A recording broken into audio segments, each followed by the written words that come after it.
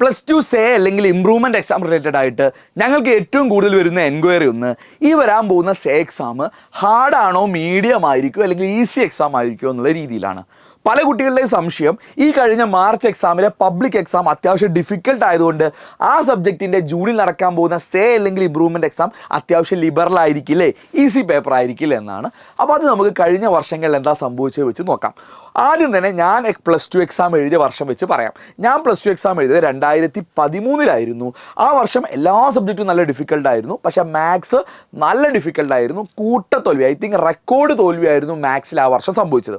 അപ്പോൾ എല്ലാ കുട്ടികളും സേ എക്സാം അല്ലെങ്കിൽ ഇംപ്രൂവ്മെൻറ്റ് എക്സാമിന് അപ്ലൈ ചെയ്തു. ഞാൻ ഇംപ്രൂവ്മെൻറ്റ് എക്സാമിനാണ് അപ്ലൈ ചെയ്തത്. എനിക്ക് A+ നഷ്ടപ്പെട്ടതുകൊണ്ട് കേട്ടോ.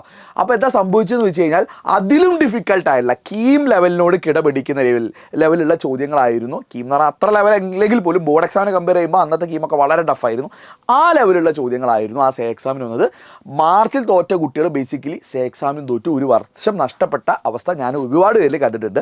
ഇനി എനിക്ക് ആശ്വാസകരമായുള്ള മറ്റൊരു ഡാറ്റ, കഴിഞ്ഞ വർഷം നോക്കുന്ന സമയത്ത് കഴിഞ്ഞ വർഷം ഏറ്റവും ഡിഫിക്കൽട്ടായിട്ടുള്ള എക്സാം കെമിസ്ട്രി ആയിരുന്നു. അതും റെക്കോർഡ് തോൽവി തന്നെയായിരുന്നു. ഐ തിങ്ക് 26,000 കുട്ടികളെങ്ങാനും അടുത്ത വർഷങ്ങളിലൊന്നും കെമിസ്ട്രി തോറ്റിട്ടില്ലായിരുന്നു. 26,000 കുട്ടികൾ മാർച്ചിൽ നടന്ന എക്സാം തോറ്റിരുന്നു. എന്നാൽ അതിൻ്റെ ജൂണിൽ നടന്ന സേ എക്സാം വളരെ ഈസി ക്ലീശേ പേപ്പർ. പല കുട്ടികൾക്ക് ഫുൾ മാർക്ക് തന്നെ സ്കോർ ചെയ്യാൻ പറ്റി. ആ 26,000 ഒഫീഷ്യലായ ഡാറ്റ ഇല്ലെങ്കിലും അൺഒഫീഷ്യലായി അന്വേഷിച്ചപ്പം ഓൾമോസ്റ്റ് 11,000 കുട്ടികൾ എങ്ങാനും എന്ത് ചെയ്തിട്ടുണ്ട്, ജയിച്ച് കയറിയിട്ടുണ്ട്. അപ്പോൾ അതായത് അവർക്ക് സേ എക്സാം വളരെ ഈസി ആയിട്ട് കൊടുത്തിട്ടുണ്ട്. അപ്പോൾ രണ്ടും സംഭവിക്കാം, മഴ പെയ്യാതിരിക്കുക എന്ന് പറഞ്ഞ പോലെ തന്നെയാണ്. അപ്പോൾ നിങ്ങൾ ഏതാണ് പ്രിപ്പയർ ചെയ്യേണ്ടതെന്ന് വെച്ച് കഴിഞ്ഞാൽ നിങ്ങൾ എക്സാം ഡിഫിക്കൽട്ട് ആയിരിക്കും എന്ന മൈൻഡ് സെറ്റിൽ പഠിക്കാം. ടെൻഷൻ ആവാൻ വേണ്ടിയിട്ടല്ല. നിങ്ങളങ്ങ് കരുതുക എന്ത്, ഈ വരാൻ പോകുന്ന ജൂൺ എക്സാം നല്ല ഡിഫിക്കൽട്ടായിരിക്കും, അതുകൊണ്ട് ഞാൻ ഉഴപ്പിയാൽ, ഞാൻ പഠിച്ചില്ലെങ്കിൽ, ഞാൻ എഫേർട്ട് എടുത്തില്ലെങ്കിൽ ഞാൻ തോറ്റുപോകും, അല്ലെങ്കിൽ എനിക്ക് ഇമ്പ്രൂവ്മെൻറ്റ് സംഭവിക്കില്ല എന്നുള്ള ഒരു മൈൻഡ് സെറ്റിൽ നിങ്ങൾ പഠിക്കുക. അങ്ങനെ ചെയ്താലുള്ള ഗുണം എന്താ അറിയോ, എക്സാം എളുപ്പമാണെങ്കിൽ സ്വാഭാവികമായിട്ട് നിങ്ങൾക്ക് എളുപ്പമായിരിക്കും. ഇനി എക്സാം ഡിഫിക്കൽട്ട് ആണെങ്കിലും നിങ്ങൾ അതിന് പ്രിപ്പയർഡ് ആണ്. അപ്പോൾ എക്സാം ഈസി ആണെങ്കിലും ഡിഫിക്കൽട്ട് ആണെങ്കിലും നിങ്ങൾക്ക് കുഴപ്പമുണ്ടാവില്ല. ഇനി മറിച്ച് നിങ്ങൾ എക്സാം എളുപ്പമായിരിക്കും, വളരെ ഈസി ആയിരിക്കും എന്ന മൈൻഡ് സെറ്റിൽ പ്രിപ്പയർ ചെയ്ത് കഴിഞ്ഞാൽ എക്സാം എളുപ്പമാണെങ്കിൽ ഓക്കെ, ക്വസ്റ്റ്യൻ പേപ്പർ എളുപ്പമാണെങ്കിൽ നിങ്ങൾക്ക് വലിയ കുഴപ്പമില്ല, നിങ്ങൾ എക്സാം എളുപ്പത്തിൽ പോകും. എന്നാൽ അവിടെ പാറ്റേൺ മാറി പുതിയ മോഡലിലെ ചോദ്യം വന്നു കഴിഞ്ഞാൽ നിങ്ങൾക്ക് അതിനോട് അഡ്ജസ്റ്റ് ചെയ്യാൻ പറ്റില്ല. അപ്പോൾ നിങ്ങൾ പിന്നെയും തോറ്റു പോവുകയോ മാർക്ക് കുറയുകയോ നിങ്ങൾ ഇമ്പ്രൂവ്മെൻറ്റ് ചാൻസ് നഷ്ടപ്പെടുകയോ ചെയ്യും. അപ്പോൾ അത് നിങ്ങൾ ചെയ്യേണ്ട.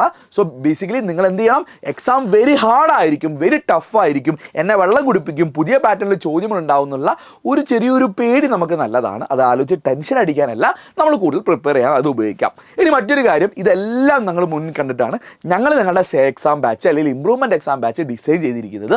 മുഴുവൻ നല്ല ഡിഫിക്കൽട്ട് ചോദ്യങ്ങളൊക്കെ ഇൻക്ലൂഡ് ചെയ്തതും വളരെ ബേസിക്കായ കാര്യം സിമ്പിളായിട്ട് പറയും, വളരെ ഷോർട്ടായിട്ടുള്ള കണ്ടന്റ് ഇൻക്ലൂഡ് ചെയ്തിട്ടുള്ള എല്ലാം അടങ്ങിയ ഒരു ബാച്ചാണ് എജ്യൂപോർട്ടിൻ്റെ സേ ബാച്ച് അല്ലെങ്കിൽ ഇംപ്രൂവ്മെൻറ്റ് ബാച്ച്. നിങ്ങൾക്ക് ധൈര്യമായി ജോയിൻ ചെയ്യാം. ഒരു സബ്ജക്റ്റിന് 999 മാത്രമേ ഉള്ളൂ. ഫീച്ചേഴ്സ് ഞാൻ പറഞ്ഞത് തന്നെയാണ് മെയിൻ കാര്യം. നിങ്ങൾക്ക് എല്ലാ സബ്ജക്റ്റിനും എല്ലാ ദിവസവും വാട്സപ്പ് ഡൗട്ട് ക്ലിയറൻസ് ഉണ്ടായിരിക്കും.